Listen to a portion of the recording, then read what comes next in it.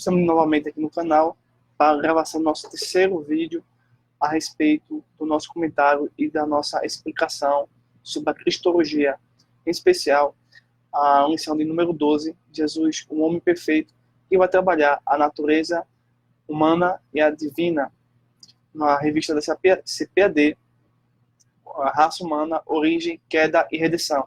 Já fizemos 2 vídeos de início, uma introdução, e o segundo vídeo foi mais polêmico. Desde já eu peço para que vocês acompanhem o primeiro vídeo e o segundo e esse terceiro vídeo. Nesse terceiro vídeo será um aspecto muito mais histórico, no qual eu vou usufruir 100% do livro da CPAD, A Razão da Nossa Fé, Assim Cremos, Assim Vivemos, do apologista e professor e cientista da religião Ezequias Soares, como fonte primária para os aspectos históricos no que diz respeito à Trindade e mais especificamente sobre a questão da cristologia dentro dos credos. Para iniciar este vídeo, gostaria de chamar a sua atenção para o nosso texto base, pois todos os vídeos nós temos um texto base no qual nós buscamos refletir e analisar tudo aquilo que nós comunicamos a vocês, que se encontra em Deuteronômio, capítulo 6, versículo de número 4. Você pode pegar a sua Bíblia e consultar. Diz assim: Ouve Israel, o Senhor, nosso Deus, é o único Senhor. Também você pode ir em João capítulo 17, e o verso de número 17, que diz o seguinte: santifica-os na verdade, a tua palavra é a verdade. E também João 14, versículo de número 1. Não se turbe o vosso coração, credes em Deus, crede também em mim. Esse é o texto básico da nossa explicação final, tá certo? Sobre a lição bíblica, Jesus, um homem perfeito, e mais especificamente sobre a cristologia. Bem, os credos e confissões foram importantes na história porque são fortes evidências externas que confirmam, em especial, a cristologia, ou seja, Jesus é 100% homem e 100% Deus, a união hipostática e também a própria Trindade. Quem é contra a Trindade está contra a história e está contra as Escrituras. Bem, a palavra credo é derivada do latim credo, que denota uma postura ativa de eu creio, uma confiança perene em Deus. No credo, a igreja confessa a sua fé especificamente em Deus, mas, antes de tudo, o credo vai expressar uma confissão de gratidão e honra a Deus. Em hebraico, confessar tem o sentido de publicar, anunciar os feitos de Deus, conhecer, pensar, discernir, agradecer. Por exemplo, você pode ver isso em Salmos de número 38 e versículo de número 18. A Bíblia apresenta diversas confissões que são expressões da fé, tanto no Antigo Testamento quanto no Novo Testamento, as quais eram ensinadas. Por exemplo, temos o primeiro credo judeu, que era considerado o Shema, que a tradução é ouve, como acabamos de citar em Deuteronômio capítulo 6, verso número 4, que consistia na leitura de Deuteronômio 6, verso 4 ao 9, e o capítulo 11, verso 3 ao 21. E o Shema, curiosamente, era repetido 3 vezes. E a Trindade ensina que existe um Deus subsistente em 3 pessoas. E o Shema era repetido pelo menos 3 vezes durante o dia. E essa informação você pode encontrar no dicionário judaico de lendas e tradições. Já falamos muito sobre muitas coisas a respeito da cristologia, em especial sobre o credo primitivo no Novo Testamento, em Atos capítulo 2, verso 42, Filipenses 2, verso número 11, e 1 Coríntios capítulo 12, verso de número 3, e outros versículos, tá certo? Como eu já mencionei, eu irei aqui consultar plenamente o livro A Razão da Nossa Fé, e para destacar os aspectos mais históricos sobre os credos, tá certo? Então, comecemos pelo Credo de Nicéia, que vai começar no ano 325 depois de Cristo. Tá bem? Bem, o Credo de Nicéia é a primeira fórmula histórica publicada por um concílio ecumênico e é a primeira a possuir status de valor universal. Em sentido legal, de direito, o documento é o resultado da chamada controvérsia ariana, que começou no ano 318, em Alexandria, no Egito. O confronto girava em torno da consubstancialidade do filho com o pai. Ário, um presbítero do distrito de Balcari, em Alexandria, no Egito, desencadeou a maior controvérsia do cristianismo, a ponto até de a política dos imperadores ter sido envolvida na questão. Então, a questão era, sem sombra de dúvida, polêmica. Então, isso perturbou a todos naquela época sobre a necessidade de compreender realmente a natureza de Cristo em especial. Tá certo? A ideia dominante de Ário era norteada pelo princípio monoteísta esboçado pelo monarquianismo dinâmico, ou seja, todas as heresias que nós conhecemos hoje, que vai de contra a Trindade, veio primeiramente deste presbítero chamado Ário. Obviamente, as argumentações contra a divindade do Filho são outras, mas a sua raiz está em Ário, o presbítero lá de Alexandria, tá bem? Então, quando a pessoa estiver contradizendo a Trindade, lembre-se que quem começou essa polêmica contra as escrituras foi Ário. E depois a própria igreja precisou combater eles com a apologética e com a teologia. E daí criou argumentação filosófica e teológica, como já explicamos de maneira simples e breve. O filho, segundo Ário, ou segundo o pensamento dos arianos, teve um começo e teria sido criado do nada antes de o Pai haver criado o mundo. Isso soa muito com o que é ensinado através da seita das Testemunhas de Jeová, que afirmam sem embasamento bíblico nenhum, porque na verdade não existe nenhum texto bíblico que contradiga a cristologia, muito menos a Trindade. Mas as Testemunhas de Jeová, por exemplo, existem outras seitas que vão aí dizer que o Filho de Deus é uma criatura, assim como era no tempo da mitologia grega. Assim, Ário se negava a reconhecer a divindade do Filho de Deus e a sua consubstancialidade com o Pai. Ou seja, ele negava não só o fato de dizer que Jesus era Deus, mas que estava e que tinha um relacionamento íntimo com o Pai, no sentido de serem participantes da Trindade ou da natureza divina. Então, reduzindo a condição de mera criatura. Então, Jesus é apenas uma criatura como qualquer outra. Eu quero agradecer aí as pessoas que estão nos assistindo. Estamos aqui comentando alguns aspectos históricos que diz respeito à cristologia e à Trindade, basicamente no Concílio de Nicéia em 325, destacando o seu ator principal, Ário, que vai tentar contradizer aquilo que já existia antes. Ou seja, Ário vai atacar uma doutrina que veio dos tempos bíblicos, que esteve também na sua época, porque se não houvesse Trindade nem cristologia, Ário, que era seguidor e formulador do arianismo, que vai contradizer a divindade de Cristo, não teria motivo para se opor a uma doutrina que era anterior a ele. Então, obviamente, pelo próprio fato de que Ário estava contra a Trindade, isso significa que a própria Trindade, ou o conceito trinitário, já existia anteriormente ao Concílio de Nicéia e à própria existência de Ário, o bispo na verdade, o presbítero de Alexandria. Então, estou apenas destacando aspectos históricos e nos outros 2 vídeos já fizemos uma boa aplicação e uma boa reflexão sobre isso. Pois bem, então, a palavra de ordem e o refrão cantado por Ário e seus partidários era: houve tempo em que o filho não existia.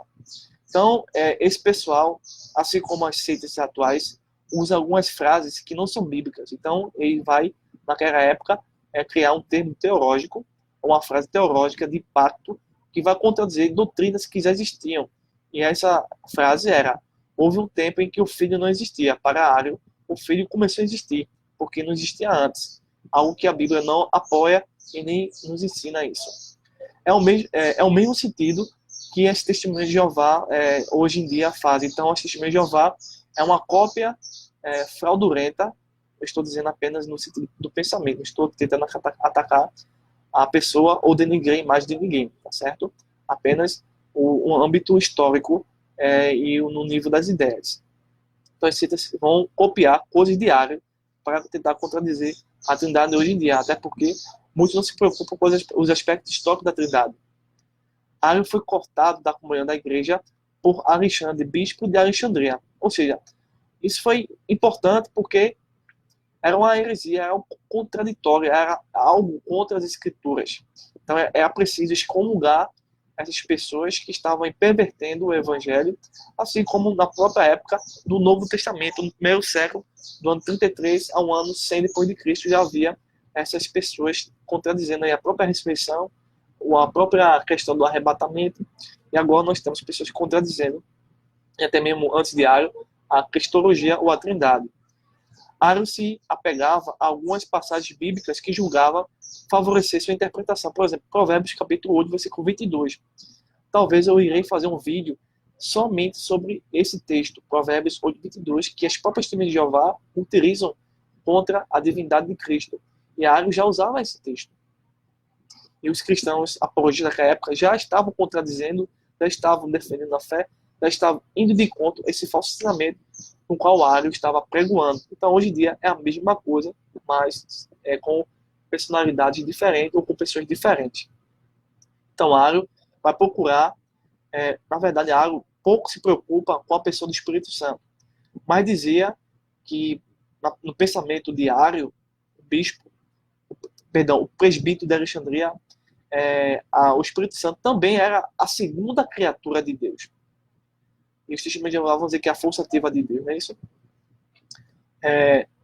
Contra os arianos, Atanásio, que foi um apologista sério, contundente, eficaz nas suas argumentações, vai refutar os argumentos arianistas depois do Concílio de Nicéia, comentando cada passagem bíblica que o Ario citava. Todas as passagens bíblicas que Ario citava, Atanásio vai pegar a palavra da verdade e vai contradizer, refutar, colocar por terra mais um engano religioso de uma seita de Ario.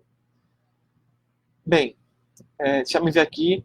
Eusébio de Nicomédia é descrito como discípulo de Luciano. Segundo J. N. de Kelly, Ario e Eusébio de Nicomédia eram lucianistas. Luciano era monarquianista, dinâmico e esteve fora da comunhão da igreja por três bispos sucessivos, porque adotava a teologia de Paulo de Samosata. Os principais líderes do arianismo foram todos discípulos de Luciano. Assim, o pensamento teológico de Ario provavelmente teria vindo de Paulo de Samosata por meio de Luciano. Bem, indo mais adiante, o imperador Constantino considerava que a igreja dividida era uma ameaça, pois quem estava dividido na igreja era um pensamento antibíblico e anti-histórico, que é o pensamento de Ario. Assim, Constantino convocou um concílio na cidade de Nicéia, na Bitínia, região que é citada no Novo Testamento, em Atos, capítulo de número 16, versículo 7, e 1 Pedro, capítulo 1, versículo número 1. Na Ásia Menor, hoje chamada de Iznik, Turquia. A reunião começou em 19 de julho de 325, com a participação de cerca de 318 bispos provenientes do Oriente e do Ocidente.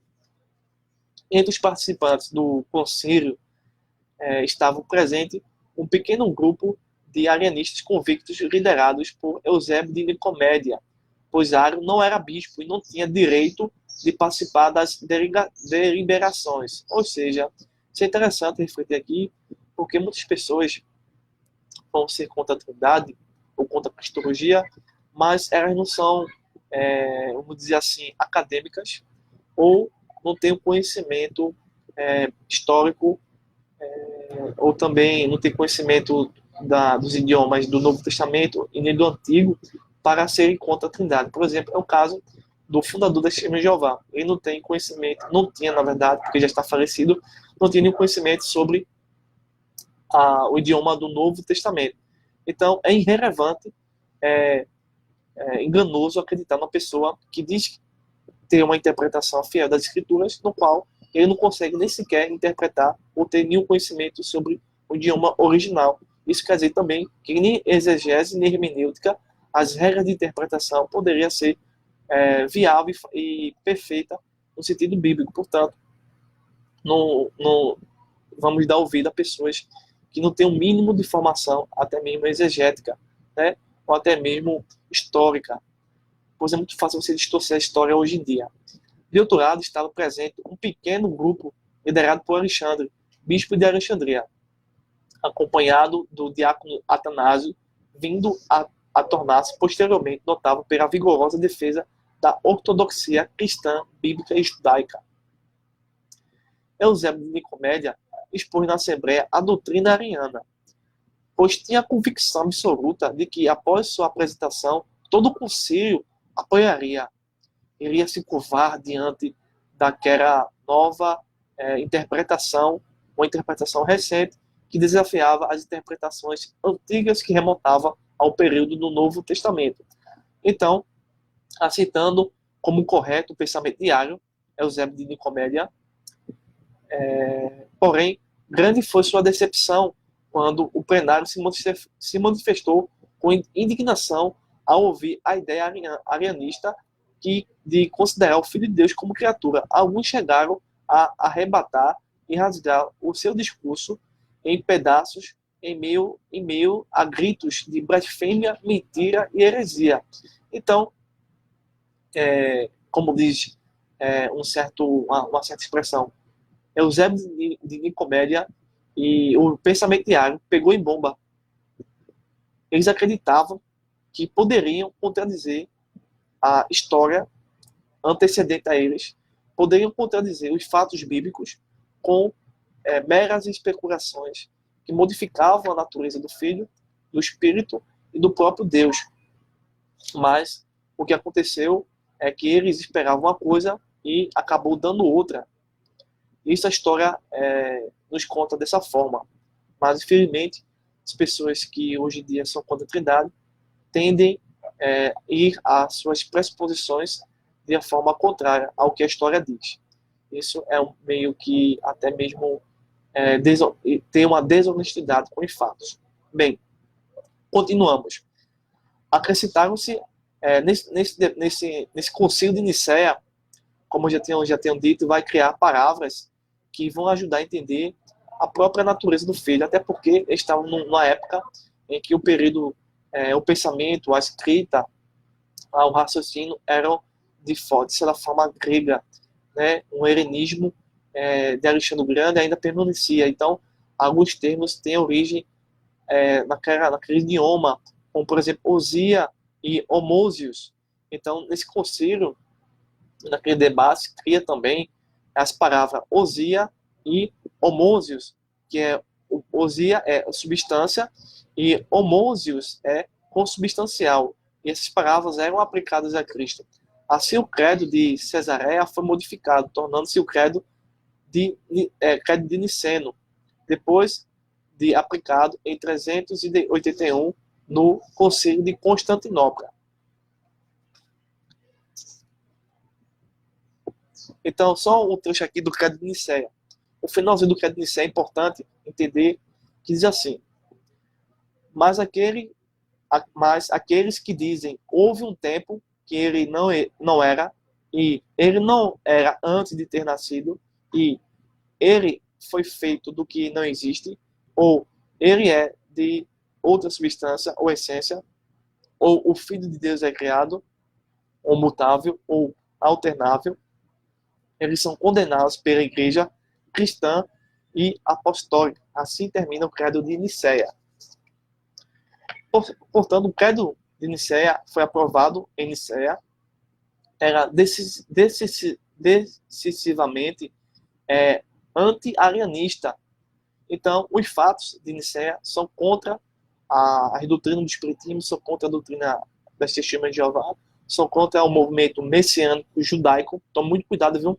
Você que é do movimento messiânico judaico, você que está sendo influenciado por uma suposta estudo em hebraico, você está sendo influenciado por espírito do anticristo, porque essas pessoas, em especial também outras seitas assimilares a essa, estão contradizendo a cruz de Cristo, negando a cruz de Cristo, negando a natureza de Cristo, negando os fatos históricos.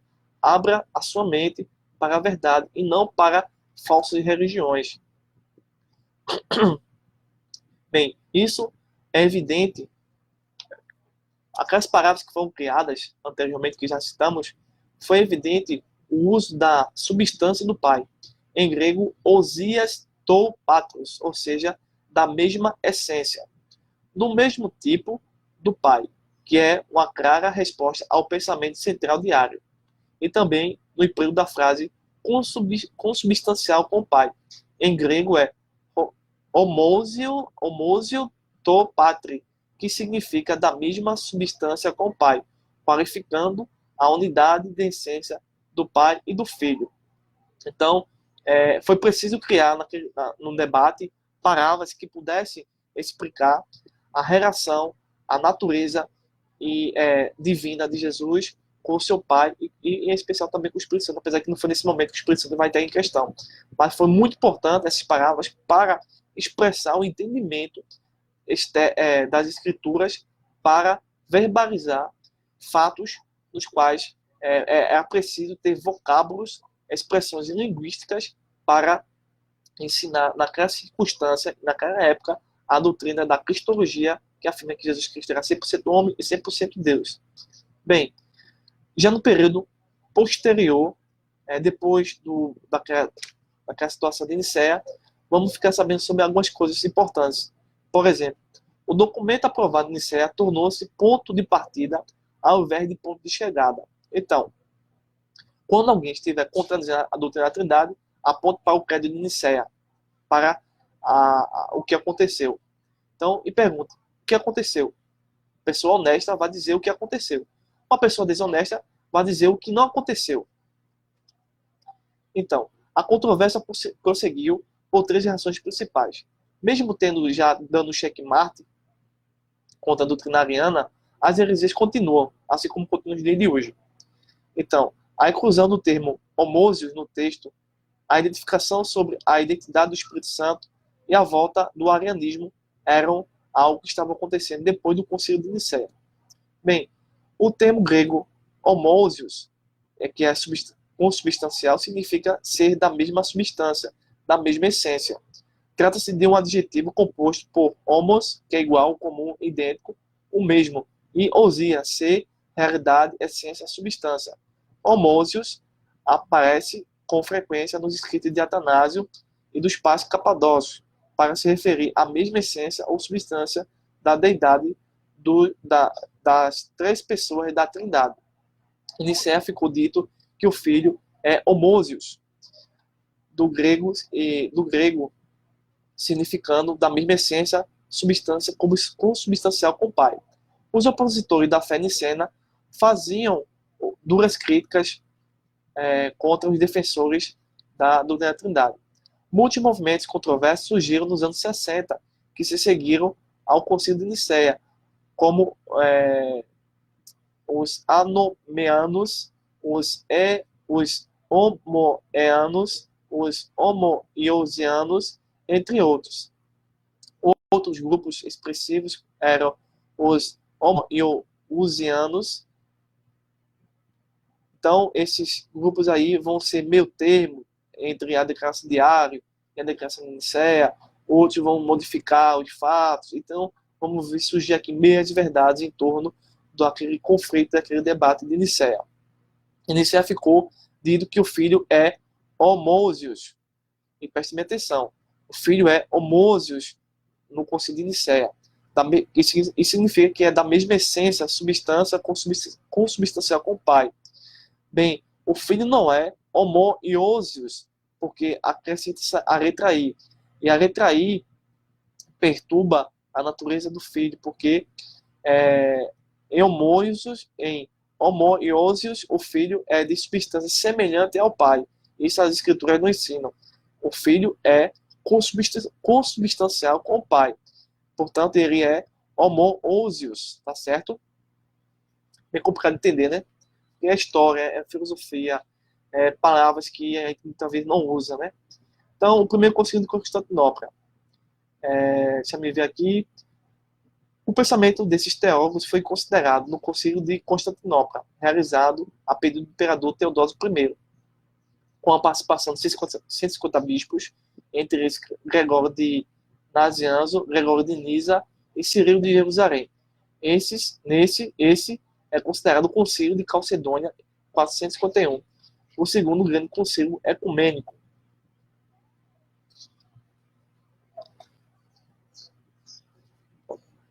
Os debates teológicos que sacudiram a igreja precisavam dar um fim. De fato, o concílio pôs fim a quase meio século de domínio político e teológico ariano no Ocidente. A causa ariana estava agora irremediavelmente perdida. O credo niceno-constantinopolitano é um dos mais importantes da igreja cristã. De todos os credos ecumênicos, esse é apresentado como universalmente aceito. O credo dos apóstolos é puramente ocidental. No entanto, o constantinopolitano foi admitido como obrigatório no Oriente e no Ocidente a partir de 451 d.C. até a atualidade. As reuniões de Calcedônia se iniciaram em 8 de outubro de 451, com mais de 500 representantes, e Roma foi representada por legados. Ficou definido o seguinte: o credo niceno é solenemente aceito como padrão de ortodoxia. Ao seu lado, o credo niceno constantinopolitano, o reconhecimento de duas cartas de Cirilo e o Tomo de Leão, e, por fim, a confissão formal, conhecido como o credo de Calcedônia. Assim ficou definida, de uma vez para sempre, a doutrina das duas naturezas de Cristo, plenamente humana e plenamente divina, e ambas as naturezas permanecem totalmente intactas. Então, esse foi rapidamente um levantamento histórico que foi do Concílio de Nicéia até o Concílio de Calcedônia. E vimos alguns aspectos importantes, destacamos algumas palavras, e assim podemos concluir que a história do período no qual nós citamos está de acordo com a doutrina cristológica e da Trindade bíblica desde os tempos antigos e permanece até hoje, mesmo à base de debates e de novas seitas que surgem com outros tipos de argumentação. Espero que esses 3 vídeos possam ajudar você a entender a lição bíblica número 12, Jesus, o homem perfeito, porque precisamos compreender muito mais a cristologia, a Trindade, para poder assim ensinar os objetivos que a lição pretende e, de certa forma, fazer a defesa da fé, tá certo? Eu agradeço a você que está nos assistindo, nos acompanhando. Muito obrigado pela sua atenção. Se possível, compartilhe esse vídeo na sua igreja. Deixe um like, um comentário, alguma pergunta. Se possível, iremos responder. Se você não é inscrito no nosso canal, se inscreva, pois é um canal de teologia apologética. Se inscreva no canal Teologia Puritana em Defesa da Fé Bíblica. Até o próximo vídeo.